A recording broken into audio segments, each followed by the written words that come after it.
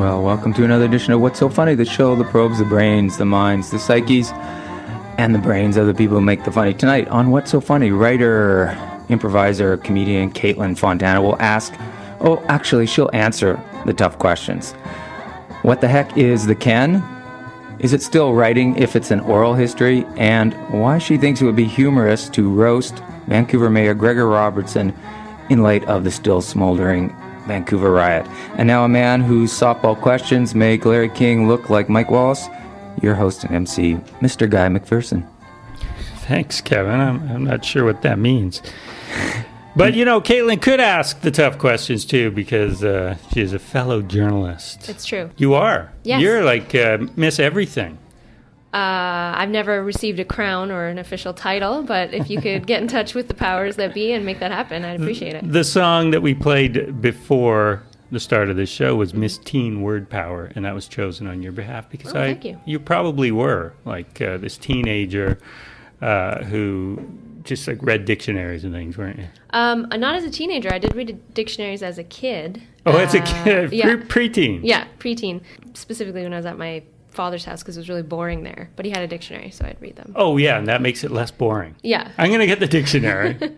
Did you start from A? No, actually what we used to do is sort of a quiz thing where my stepmom or my father would find a word and ask me what it meant. Kind of like balderdash. Oh, yeah. Well, that's right. When we were kids, we played the dictionary game. Yeah. Which became balderdash. Yeah. So I predate balderdash. But yeah, that's a great game. Yeah, it is a good game. I like that game. So that's kind of what your parents would do with you? My dad and my stepmom, yeah, when we were there. My mom as well. I mean, I was always kind of a word nerd. I still am, obviously. Yeah. So you're kind of like David Foster Wallace. Were you a snoot and raised? Holy smokes. Raised by snoots? Kind of. My mom, I grew up in a small town, and that doesn't have a high degree of higher learning that happens. Fernie? Yeah, Fernie. Yeah. Where's Fernie? Fernie is in the southeast corner of BC. Often people think it's up north. This is not the case. No, is there something that sounds like Fernie up north? No, people just assume. I think people that grew up around here and are from the coast, God bless you.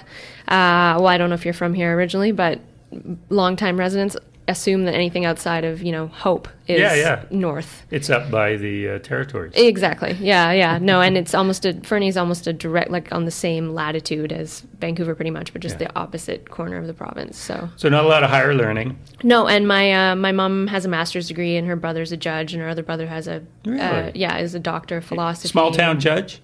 He is hanging judge? He is a BC provincial court judge. Although he does play hangman on the bench. Okay. Sometimes when he gets bored. Dozing off. Sorry, Uncle Gail. I just told his secret. Wow. But yeah, so we, coming from a community where people, there's still about, I think, a 40%, rate of people going on to post-secondary.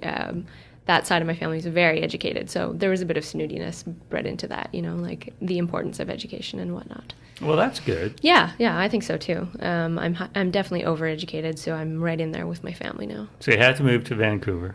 Yes, yeah. I got a scholarship at UBC, so I came out here for that purpose. How do you get a scholarship? You were at a small school in Fernie. Yeah. And so you have to take a test? See, you can tell a guy never got... Kevin, you probably got some scholarships, didn't you? No. You didn't? Not a scholarship guy, He's Kevin? got a master's, too. I'm sure he got scholarships. He was a private school kid, too. What do you do to get a scholarship? Honestly, this one was it was more like a bursary. It was, do you fit A, B, and C requirements? Well, then here's some money. From a small town? Yeah, actually, it was 4 kids from my town who wanted to go to UBC, of which there were very few. And I figured out that over time, that's one of the best ways. That's the number one thing you learn in university is how to manipulate the system. So I started that from, even before I went. It was like, people from Fernie, Sparwood, and Elkford, which is the whole communities around there, applying to UBC. I thought, who's going to be applying to UBC from these towns? Like probably me, maybe one other person. So I was a shoo-in for that award. And you had to be a Protestant. What? Yeah, which I technically am not. So I'm going to hell because I took Protestant money for 4 years. Kevin just said, "Oh God," under his breath. Yeah. So, but I'm not a Catholic, so technically that's the definition, you're a Protestant, right? Yeah. There you go. Not So- a Catholic, so right. I'm a Protestant. And this was for creative writing at UBC. It was, yeah. Yeah, because I imagine you, young Kaitlin, Mm-hmm. writing great elaborate stories as a kid, right? Using your imagination. Yes, And definitely. correct, right? You're quite correct, yeah. I knew it. I had you pegged. Uh-huh. Yeah. And so creative writing, of course, like from a kid, from a young age, you wanted to be a writer. Yes, very young. I think my mom remembers it being like 5 or 6. I declared that that's what I was going to do. But did you even know what that meant? Like, what were you going to write? You know, probably when I probably made a connection between, you know, the books that I enjoyed, because I was a voracious reader from really young too, and the fact that someone had to actually sit down and write that book. That's probably where the connection came from, and I thought I could do this. Yeah. So that's, yeah. And the fact that you knew what voracious meant at the age of 5. Yeah, it's my spelling bee word that I went with. So, Kaitlin, you're here not as a journalist, although, you know, there's that too, because you got a new book coming out. That's right, yes. Your new fat book, Fresh at 20, Yes, The Oral History of Mint Records. yes. Kevin said, is it writing if it's an oral history? Yeah, I think so. And this is actually a debate that we had in my master's program, because it was my thesis project. This was? Yes. And have you finished the program? I have. Okay. And it was deemed to be an acceptable literary work Why by is the Kevin University laughing? of British Columbia. He is laughing at me. That's okay. rude. I know, No, good I'm thing there's laughing at the glass fact between that us. they actually debated it and gave you a stamp and said Yeah. accepted. It's true. There is a lot of my own writing in there. I write a lot of the historical background and the sort of social and cultural history that surrounded the moments that are being discussed by the people in the book. But it is also compiled of over 80 interviews with musicians and people around Mint Records. Over And 80, Over 80. so Yeah. 81. No, I think it ended up being like 86, 87. 87, okay. But less than 90. Less than 90, so I didn't want to say almost 90 because, you know, it's like the $9.99 is really $10. thing. Fewer than 90. Damn it, I should have said fewer than 90. Yeah. So, you know, it is a hotly debated question, but a lot of things are in nonfiction, so I'm fine to, I'm Yeah, happy to hell, have you that got a debate. book.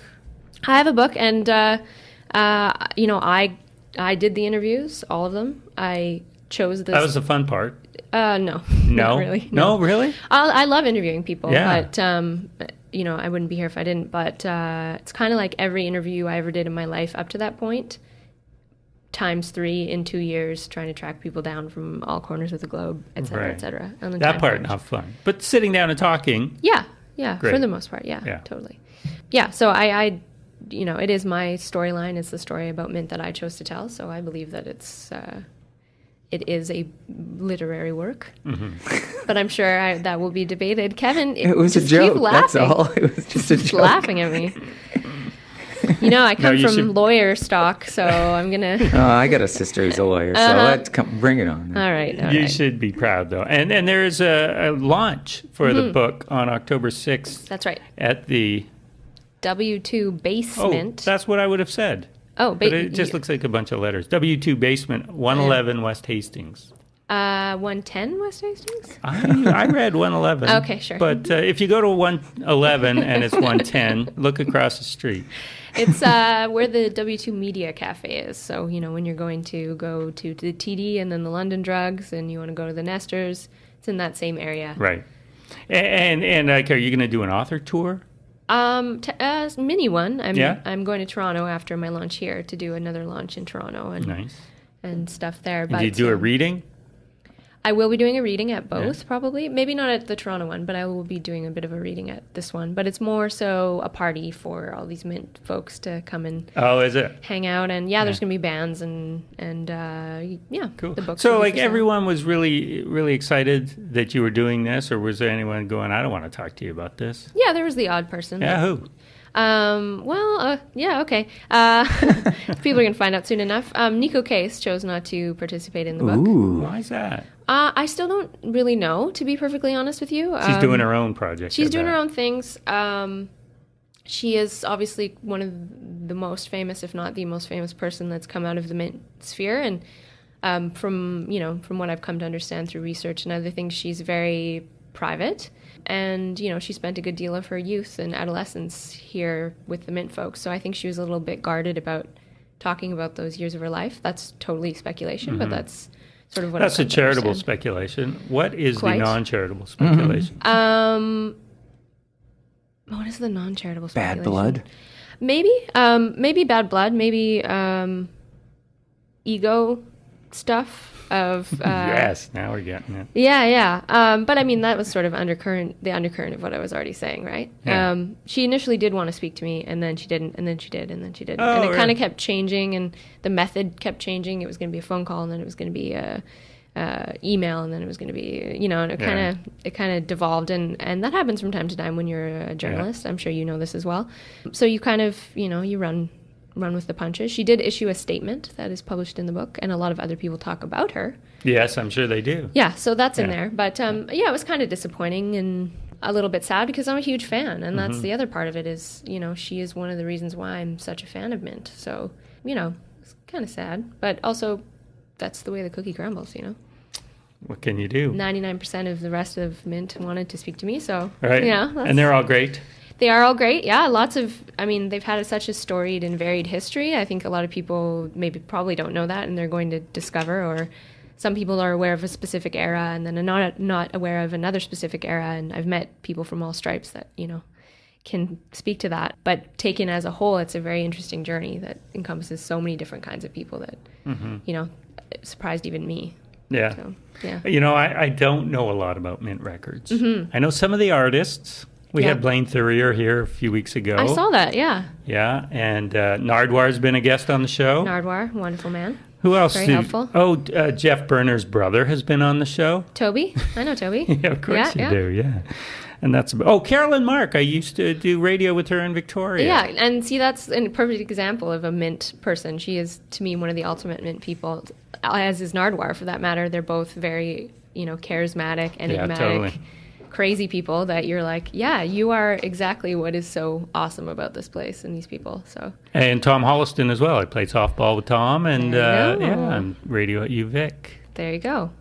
Small world. It is a small world. Well, that's exciting that you have this book coming out, and your first book, right? It is my first book. But yeah. you've done tons of other writing. Yes, yeah. Yeah. And some great publications, too. Sure, yeah, thank you. The Walrus. Yep. That was a great story that you wrote in The Walrus. Which one? About my New York Yeah, time? about your New York time. Now, tell me about, you lived in New York for a year? 7 months. 7 months? You were interning somewhere? Yeah, I entered at Spin magazine. Oh, yeah. And who is the famous writer? I'm not going to say. Oh, you're not going to say? No. That's locked in the vault. Yeah. Very few people know. I didn't even tell the editors of the piece. They wanted it to fact check. I'm Right. doing finger quotes. Oh, really? Radio. You wouldn't even give it up there? No. But I think a few people have guessed by now. I know a few people have guessed because The I've met initials people. were correct? FW? Yeah. No, that just stood for famous writer. Duh. Oh boy, guy. Wow, I was thinking Frank. Who could it be? Didn't you go to college? You didn't go to college? No, I went to university. Oh, Kaitlin. okay. We're giving each other the finger, guys. Radio. Kaitlin Fontana, by the way, fantastic name. Oh, thank How you. much of that do you attribute your success to? My name? Yeah. It's come up on occasion as a, to me it's normal because it's always been my name. Really? Yeah. Since Okay. the day I was born or shortly thereafter, whenever my mom realized I wasn't going to be a boy and came to accept it and decided to name me after the poet Dylan Thomas's wife, because she had literally everyone in my family thought I was going to be a boy. It was like the universal prediction. And then I was born and I was a girl. And my mom just didn't have any girl names ready. They were just convinced. And so my mom was still in the hospital recovering, and she was flipping through the TV channels, and there was a special about Dylan Thomas on PBS, and they started talking about his wife, Kaitlin, and I was like, oh, there we go. That's the name right there. Wow. See? Yep. Yeah. I mean, Dylan Thomas's wife. Yeah. Who is... You have to be who you are. well, apparently so. Yeah. Who is what you were going to say? Who was just as much of a drunk as he was, is what I was going to say. But it's a great name, Kaitlin Fontana. Yeah. Fontana. Many years ago. What was her name going to be if she was a boy? Adam Jackson. Adam Jackson. Adam Jackson. So your last name would have changed? AJ. No, middle name was Jackson. AJ Fontana. Yeah. There you go. Meh. Kevin, Not as good. Kevin, great question. Yeah, thanks. Thanks. Good follow-up. Yeah. See, that's why He's I a have details him. guy. Yeah. Years ago, you're too young. What was that show with, I was going to say Sybil Shepherd, the other one? Murphy Brown. Oh, Murphy Brown. Yeah, Murphy Frank Brown. Fontana. Frank Fontana. Yeah, I right? watched I had Murphy a bit Brown. more hair. I never watched that show. But many different people Said you look even like him? strangers said not only I looked like him, but I sounded like him. Yeah, you kind of do. And I didn't know, and I turned it on, and I looked, and I go, no, they're wrong. Like, we both had very little hair, but other than that. And I would walk down the street, and people would go, that's the guy from Murphy Brown. Really? Yes. I can see it. I can hear it, too. Those people are correct. Yeah, who do you look like? Anyone tell you? I've gotten various things over the years, although mostly they've stopped in the last few years, so maybe I just look like me now. Yeah. But when I was younger, I used to get Jodie Foster a lot, Oh, yeah. and the occasional Reese Witherspoon. I think that's chalked mostly to the face shape. I can't really see it other than that. But yeah, those are the two big ones that I used to get. Mostly Jodie Foster, though. Yeah, and do you sound like anyone? I don't think so. You know, Adam Pateman was here last week. Yeah. Do you know who he sounds like? Everybody. No, there's one guy. I was listening back to the show, and I can't believe I missed it. Who? He sounds exactly like Tom Arnold. Oh, that's really interesting. I'm gonna Next have to. time you- I know Adam quite well. Yeah. It's hard when you know people really well to sort of do that. But he is also does amazing voice acrobatics. I don't know if he did any. He did a few of his impressions. Yeah, he's Yeah. pretty marvelous at those. Not human impressions, though. No. No. Oh, he did the. Did he do the fire? He did the fire. Yeah. He did the opening a can of pop and Yeah. pouring it into a glass. Oh yeah, Something else, he yeah. does an amazing old lady voice. If you ever get a chance to hear that Oh, one, he didn't do that. and it's kind of shocking coming from this sort of shorter bearded fellow.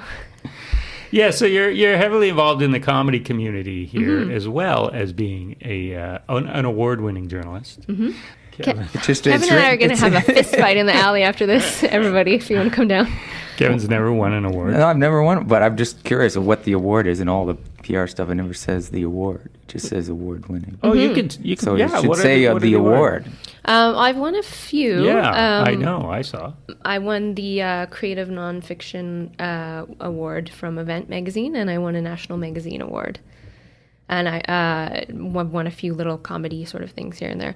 But the great thing about winning an award, though, guys, is once you've won an award for anything, you can You're just an use award-winning. award-winning in Yeah. front of everything. That's know? why I laughed. Yeah, there you go. Like, I could have won an award for, like, eating the most marshmallows, and I could still be an award-winning writer. Yeah. Because it's just where you put the emphasis Yeah. is That's right. really what it is. Are you satisfied now, Kevin? Yeah, that's why I was laughing. Okay. But yeah, heavily involved in the comedy community as a performer as Yeah. well, right? Like, so obviously the writing came first. Huh? No, not really. I mean, they Because both... you went to UBC I did, yes. as a student to study creative writing. And at what point did you get involved in improv or sketch?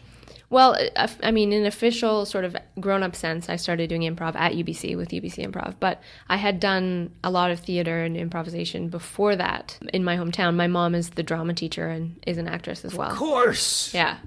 So I had done a lot of that kind of stuff. And my mom also was one of the people that studied with the original group of improvisers that worked with Keith Johnstone when he first came to Calgary from England and started doing theater sports stuff there. Wow. Which I didn't actually find out until later. But yeah, so there's a pretty big history of performative people in my family. So I was raised in that environment, and being funny is held at a very high premium in my family. Yeah? Yeah. It's You have very siblings? important. I have a sister, yeah. One. And so she's also funny? Yes, Is she yeah. a writer? Is she in the arts at all? Not particularly. She's one of those people who, she's 5 years younger than me, so we're just starting to be like adult friends at this point, because we're a little bit too far apart as kids to be truly friends. Right. You beat her up? No, she beat me up. She's tough cookie, that one. She still lives in the area where we grew up, and that's like her home. And she was always the really social one, really popular, that side of things. And I was the weirdo nerd one, which often happens actually in two sibling families. The older kid being the scholarly one, and the younger kid being the. So she's always had a bit and of a lording it performance over streak. the younger one. Yes. Yes. Well, and then, as mentioned, my family being quite educated, kind of lording that over her as well. So, she's a bit of a rebel, and but she's so funny because she's just a quick study and like very street smart and very savvy. So yeah, it's definitely a trait that is very admired in my family. But did she do the improv thing in school like you did? No, she did a little bit of theater stuff, but she didn't really, not in the same way that I did. No, definitely. So how big, your mom was a drama teacher in Fernie. Mm-hmm. Yeah. How many schools in Fernie? One high school. One? Yeah. How many kids? When I was going to high school there, my grad class was about 100. There's about 500 kids in the school total. Okay. Now it shrinks by the year, just because that area, is a resort area and small. Was it tough to get a drama class in that part of the world? No. Well, it's, actually when I was in high school, my mom was an administrator, so I didn't actually have her as a drama teacher. We had a different drama teacher at that time. But my mom is, it's going to sound like I'm, just blowing smoke up my mom's butt, but she's an excellent teacher, and there was always a huge demand for her class. And it was also the place where people would dump the like problem kids and stuff too that they couldn't figure out how to discipline, because my mom was really good at just relating to those kids. And to this day it's just packed. But sadly, when she retires, which will be pretty soon, they've said they basically don't have the numbers or the ability to hire another teacher to take her spot, so the drama program will probably be Finny when she's gone. Oh, that's too bad. It is too bad, because I think she's changed. I know for a fact she's changed a lot of kids' lives. There's been a lot of actors and performers that have come out of that. Wow.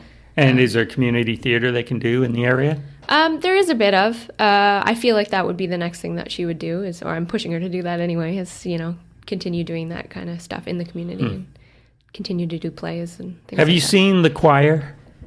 The Choir? The TV show The Choir? No. Oh, it's fantastic. Is it like Glee? No, it's British, it's reality. Oh. Is a choir director went to this school that didn't have a music program or didn't have a choir program for years, and it was an all-boys school. Mm-hmm. It's just a fight of him there for 7 months or a year, or one school year, to try to get these kids to enjoy singing and being in the choir. And then, it's the progression throughout the school year, and it's fantastic. But that's what I was kind of thinking, if in a town like Fernie, if it would be trouble trying to get kids to want to do theater or musicals or something like that. I think she used to have more trouble, to be honest. But as the sort of, it was definitely a very more of a macho culture when I was growing up there, being a resource town, and there was a lot of kids who wore like cowboy hats and Wranglers to school when I was there. But it's become a much more culturally diverse place, and specifically too, she really credits Glee as being something that makes it cool for kids to do theater. But that's also one problem she's never had, is attracting like leading men, in the high school sense, which is usually the problem, is that girls are into it and they want to do it, but boys are reluctant. But that she's sort of able to talk to them and be like, listen, you're going to look so cool. All the girls, they're going to be into it. And then they'll be like, oh, okay. And she's gotten quite a few guys out there into the world doing acting stuff because of that. The West Side Story. Yeah. Well, that's fantastic. I love high school theater. I love high school theater too. Do you? The depths of my soul. Yeah. Yeah. I've driven by schools and it'll say that they're doing some show. I don't know anybody in that school, and I've gone to the performance. And almost, not really, but almost moved to tears, because just they're doing these kids up there, and it's fantastic. Yeah, and they're usually quite invested too, is the thing. A lot of them, I find, like they're... Explain that. I don't know. There's a passion that sort of, I guess it comes with youthful energy. You see it in young improvisers too, that there's a level of commitment and investment that sometimes I feel in, grown-up theater, finger quotes again, radio, is kind of lost at times, just because people are like, well, it's my job, and here I'm showing up to do my job. And you can see that they're acting. You can see the process of acting. Oh, I see. And especially in theater. And some theater actors don't have that. They always have that, amazing sense of energy. But I find the high school kids always have that. It's like they're always on the verge of like exploding with joy, which is really cool to see, I think. In improvisers especially, high school kids doing improv is so exciting to watch, because they're just always ready. I have never seen high school improv, but seen the full theater productions. But yeah. So they're not obviously as polished as the professionals, but you're saying their level of commitment and There's something a little more honest about that, I think, Yeah. in a way. Yeah. Like the discovery of it is Right. happening right then. Hey, you're listening to What's So Funny on CFRO 102.7 FM. Our guest this week is Kaitlin Fontana, who has a new book coming out called Fresh at 20, The Oral History of Mint Records. The launch October 6th at W2 Basement on West Hastings. 8 p.m. Either 111 or 110 West Hastings. 8 p.m. Well, 8 p.m. of course. Yeah. Everything's 8 p.m., isn't it? Sure. Yeah, except for comedy, which starts at 10. And I'm Guy McPherson. What else do I need to tell you? We are available on podcast. Perhaps you're listening to the podcast right now of Kaitlin, and maybe it's after October 6th. In which case, how did the launch go? It was awesome. Yeah, We had packed. the best time. The bands were amazing, I heard. Yeah. Yeah. Yeah, we all...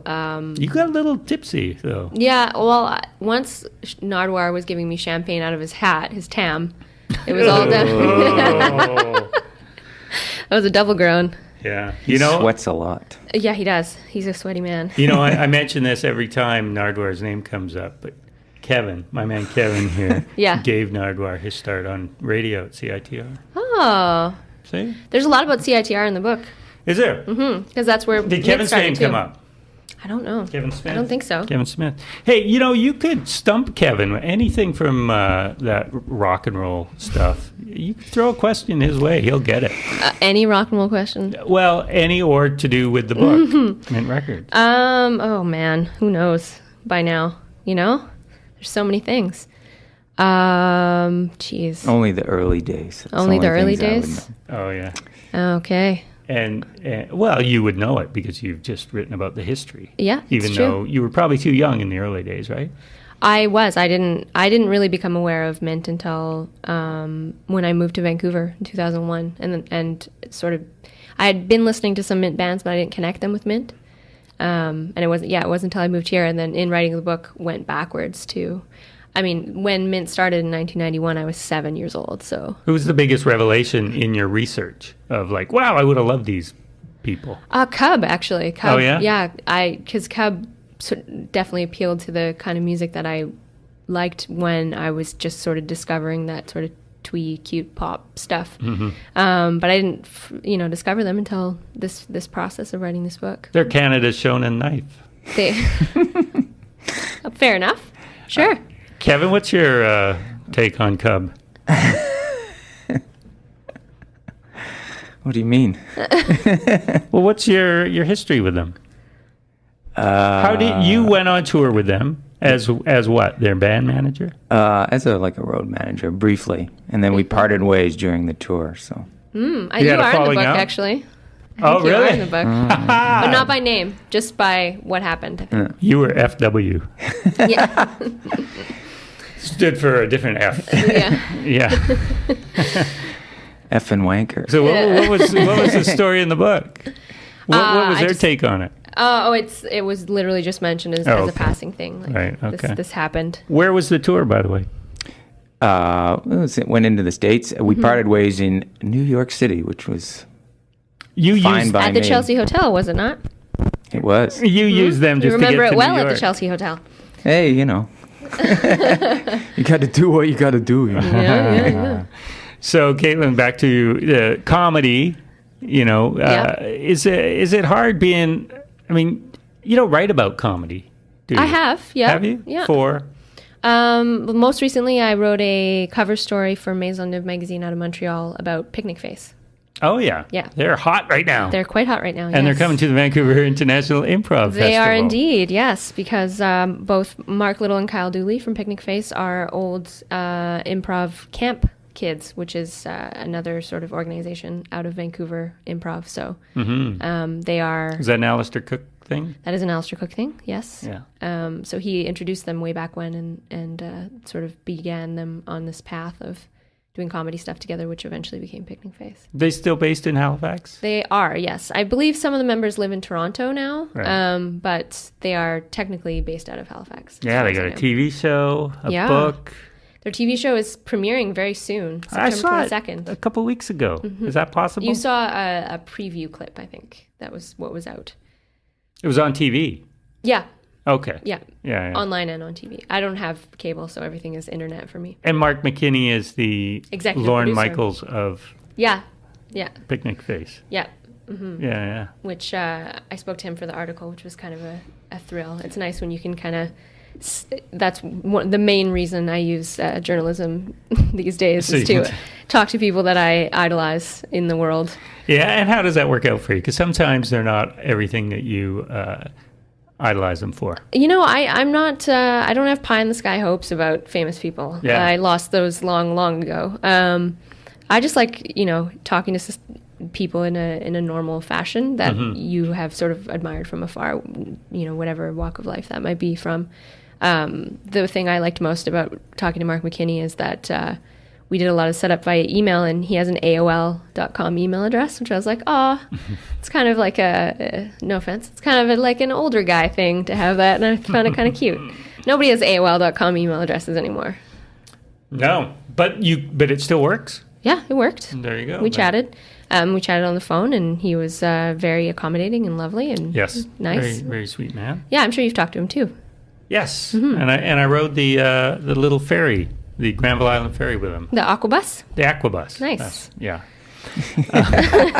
Oh, was that when he was doing his one-man show? You're talking about Scott Thompson. Oh, yeah. Hey-oh. Hello. Yes, he was doing that. The one-man show thing. Yeah. Yeah, which I loved as well. It was very charming. I think I went on a preview night, which I'm sure you did as well, and he kind of screwed up the lines. But he was so lovely about it. He was like, because he was doing like a million voices and a million characters, and he kind of lost his way, and he just stopped and went, "Hang on, folks, I'll get it." And it was like this really long for stage time pause, or for radio time, so I won't do it, but it was like probably a good 20 seconds of total silence, and everybody was kind of like nervous tittering, like, is he going to remember? And then he was like, and then he just launched into it again, full speed. So he just needed a minute, I think, to reset his brain. I found that really charming. Yeah, there's no one to work off of. No. It was a one-man show, and I can't and he was imagine. doing tons of characters in that, too. Yeah, I can't imagine. So you wrote a big story on Picnic Face, and you interviewed Mark McKinney. Now, when you're interviewing comics, do you manage to throw in that you're a performer yourself? If it's germane to the conversation, I will mention it. But they might treat you with a bit more respect. Yeah, well, definitely the entire Picnic Face experience, because I know Mark Little. He used to live here, and we had performed together. We'd done improv together. Definitely, they welcomed me. The rest of the guys welcomed me into the fold, and gals, a little easier, because I went to Halifax and I spent like a week with them, watching them rehearse and write and everything to get for the piece. And they were definitely a little more open door about it, because they knew I was a comedian and I would write about it in a way that made sense, I think a lot of times that's lost. And the funny joke that was going back and forth between us after the piece was going through edits was the editor was trying to arrange one of my sentences a little differently, and she put in the word skit, which is classic not a comedian word. And we just were all like, ha, skit. And that was, a sign that we were all comedians, because we... I love it when they use it for stand-up.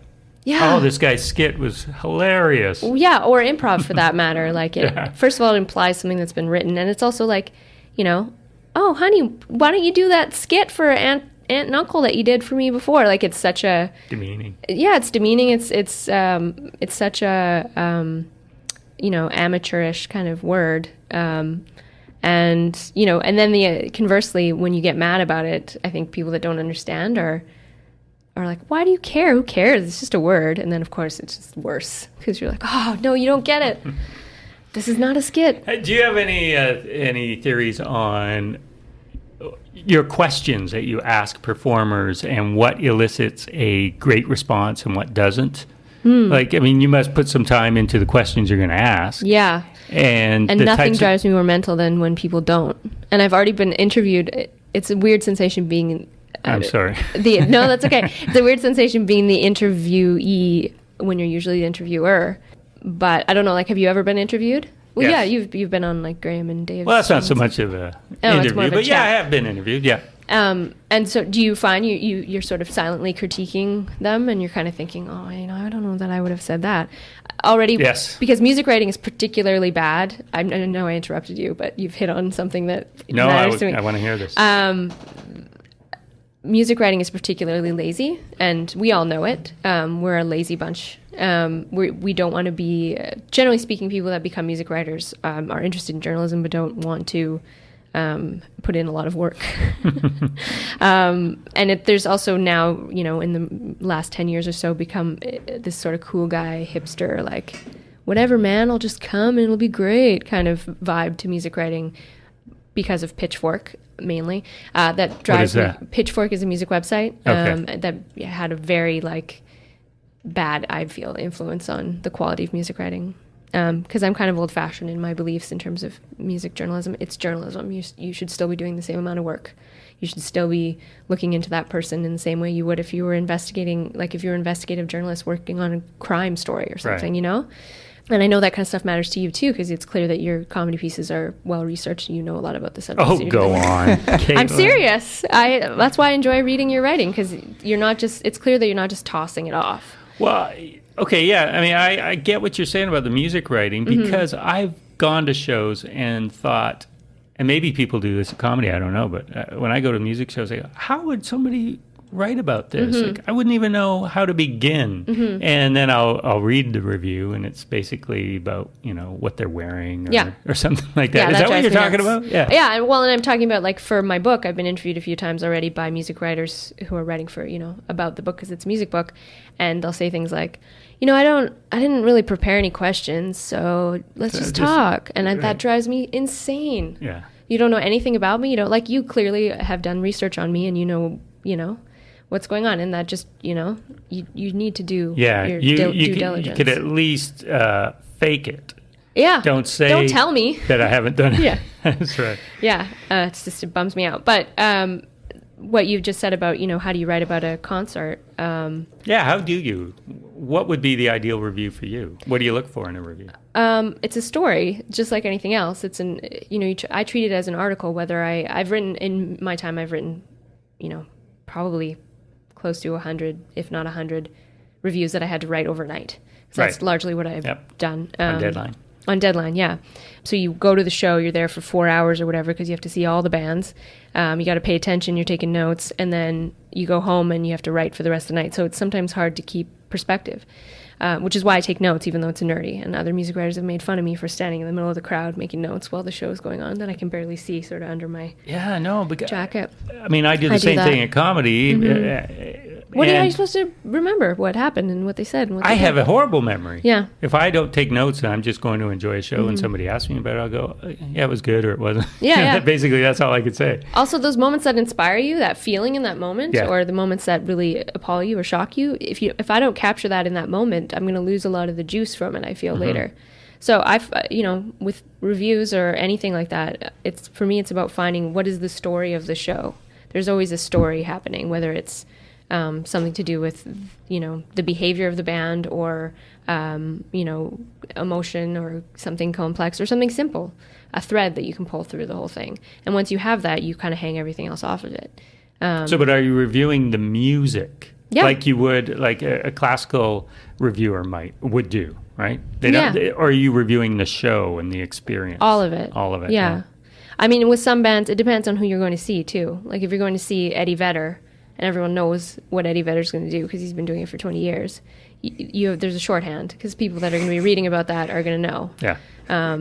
It's not all of a sudden going to be like, Bach and freak everybody out. It's going to be, nobody Eddie knows anything about Thank Bach. you for coming tonight. I seem to recognize. Like, that's what it's going to be. And you know that that's what it's going to be at a certain level. So then you're free to sort of talk about everything else. More snickering from Kevin. This was directed at me, I feel, because I don't know anything about Eddie Vedder, right? Is that why you're snickering? Yeah. But she clarified it. She said, if you're reading it, right? Like, I wouldn't read the review of Eddie Vedder because I didn't go. Maybe you should, so then you'd know about Eddie Vedder. Maybe. One of the most important artists of our generation. Yeah. I think, too, with music writing that's right, Kevin. You get one less punch later in our fight in the alley because you said that. Okay, cool. The music writing and improv, two of my main pursuits in life, are things that I think people view as being much easier than they actually are. Right. The better it is, the easier it looks. Yeah. Or just there's a sense of like, oh, you don't need to know anything to do this. You just go and do it. Because there is a whole surrounding at the core where it's good, like you say, where it's really good. those people are really good at what they do. But there's a lot more in the universe that's just kind of crappy versions of that. And so people, for the most part, will be bombarded with the crappy stuff, and they think, oh, anyone could do this. And that feeds into sort of the, everybody and their dog has a music blog, and everybody and their dog has an improv group. I'm sure it happens in other art forms too, but it just familiar. Those and to a certain extent, anyone can do it, but and they can't do it well. Right. Or maybe they can fluke out, and there might be somebody who can do it well without any kind of training or background. But most people can't. Yeah. No, but that doesn't. I don't say that to say they should be afraid to try. They shouldn't be. They absolutely shouldn't be, because I've seen amazing performers and writers grow out of people that didn't think they could do it. So definitely you should, but you should also know that it takes time, and you should study, and studying can mean different things. But I think, that makes us all better at our jobs. Now, the question I asked you about... a million years ago, sorry. Before I lectured everyone about... No, I love it. About questions that you ask people that you're interviewing, right? Because I've long felt that I'm irrelevant. It all depends. I mean, you have to establish a connection with your subject first, I guess. Other than that, I could ask them the greatest question. Yeah. Unique, they haven't been asked before, and it could get a fantastic response or a lousy response. I could say, so that's pretty good, eh? And they could give me the greatest response or the worst response, right? The question seems irrelevant to what they want to share with you and how they treat it, if they treat it like a conversation or just like a, who are you kind of thing. But I guess that's in the connection, right? But the questions themselves, it's all up to the subject. Yeah, in a sense. Do you find that? Yeah, it's kind of fascinating. The thing that continually fascinates me, and I'm reading a lot about this right now too, is that people will even be interviewed. Why will people, why am I here? Yeah, why are you here? I mean, there's some sort of... You're a big fan of the show, I know. I'm a huge fan of the show. Why else? I got to beat up Kevin after, so that's the other reason why. And I'm promoting a book, but yes. I mean, in a general sense, why I could just sit here and go, give you the bare minimum of answers. But why do human beings like to talk to each other and be asked questions? Why do I like being asked by a stranger? Why do I like asking a stranger questions? Those kind of things interest me too. But you're absolutely right. I've had experiences with people that were, I've been maybe a little off that day, or I haven't felt that connection, and they've still given me magical stuff. Yeah. I've felt extreme connection to people, and they've given me just the littlest, barest amount of, response. I don't know. It's kind of a mystery. It's mysterious, but it is. I do think that you said you didn't think you were consequential to interviews sometimes. Well, no, I do think the biggest thing I can bring is a connection or opening them up somehow. The questions themselves, are inconsequential. Yeah. I mean, I've never interviewed a Mick Jagger or somebody that's been interviewed so many times that it's meaningless to them. So I think for the most part, I interview people that are still excited to talk about, whatever thing they're talking about. So there's that as well, did you see that footage of Clooney at the Toronto Film Festival? No. He was really mad because these... he's a fairly serious auteur now, making his, political films. But he's got a great sense of humor. He does, usually, but at this particular panel, journalists, finger quotes, radio, journalists just kept asking him about, who are you dating, girlfriend, all this stuff, and he actually kind of lost his shit a little bit, pardon me. He freaked out, and it was kind of amazing. It was wonderful, actually.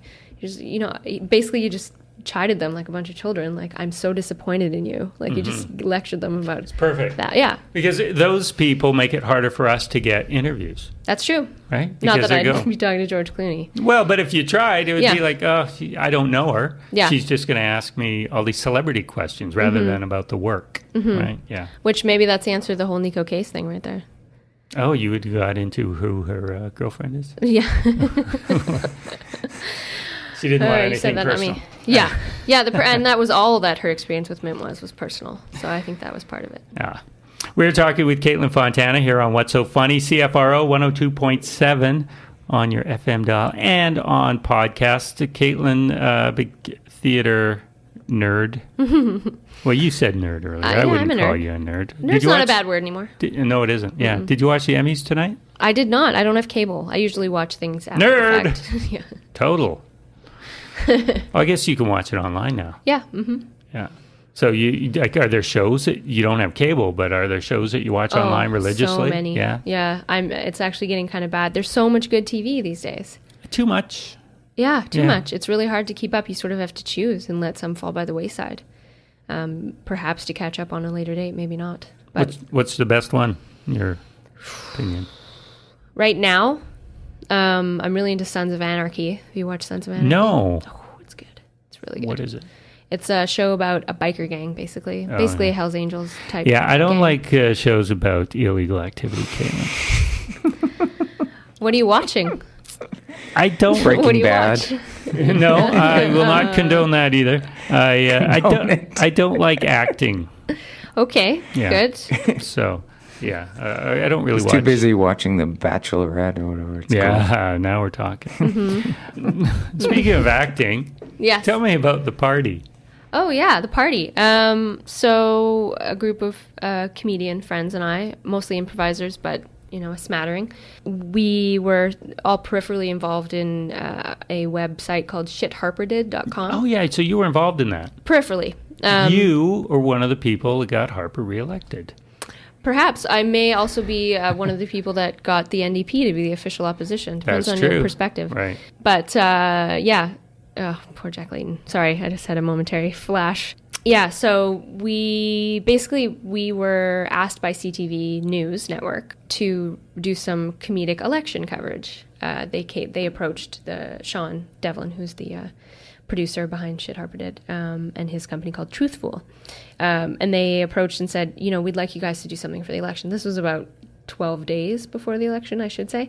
And Sean said, oh, cool, yeah, what would you like us to do? And they said, oh, I don't know, how about like a Daily Show type comedy news show? And Sean was like, that's really been done before. So why don't you just let us go and figure something out and we'll give it to you. And he's the And master. they wanted it for online. Online and TV. But something short that they could sort of punctuate their election coverage with. And for whatever reason, Sean sweet-talked them into us delivering whatever it was we made and them putting it on air. So with it, from that point when we agreed to do it, we had said, we'll do 7 3-minute episodes for you, whatever it will be. And in 12 days, we wrote, shot, edited, handed in these 7 episodes of the show, which we decided to, after some, back and forth and what we're all good at, the 3 main people that ended up being the performers, myself, Kevin Lee, Ryan Beal, we're all improvisers. We've all performed a lot together. Ryan Beal is a Jessie Award-winning actor. He's very talented. And we sort of played to our strengths and wrote a character piece about what if these, youthful, all the things that they were criticizing Shit Harper Did for, we sort of capitalized on, What were they criticizing for? Who's going to listen to a bunch of young kids who hipster, cool kids because that was largely who was in the ads, Yeah. instead of, oh, this is a good message. There was a lot of, trolly sort of internet feedback of like, who cares about what these young kids think? Mer, mer, mer, mer, mer. Ad hominem. Exactly. So we kind of seized on that and said, what happens if a bunch of young kids that no one cares about start a political party? What happens to the system then? And The Youth in Action Party. The Youth in Action Party, yeah. And kind of making fun of the process and making fun of politics and making fun of the whole thing of running for office and how that, how quickly it becomes corrupted and becomes something other than what you want it to be. And so we all sort of played a piece of that process. Kevin playing the candidate, being sort of wanting to be a voice of the people and trying to fight against any other, corruptive efforts. Ryan being the, campaign manager, just trying to get him to do whatever dirty tricks are possible to get in. And me being the speechwriter, communications, trying to, shape the message in a way that would, make it work or whatever. And so we sort of took off from there. Was it a group effort in the writing? Absolutely, yeah.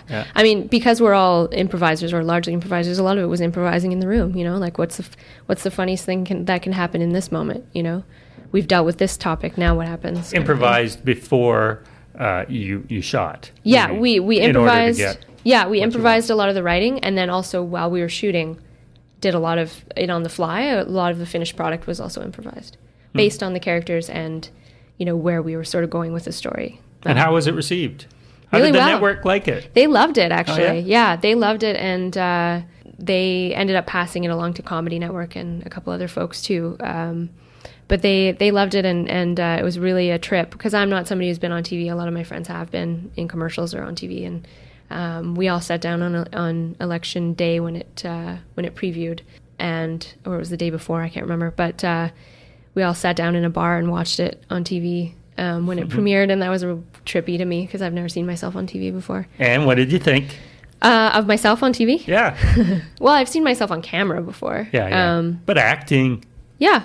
I was the straight man, which I am not always the straight man. So it was interesting to see myself that way. But we got a lot of great feedback from many corners, and we're actually working on some development stuff as a result of that project. Oh, really? Okay, anything you can talk about? Not at this point, but we are talking to a couple different folks.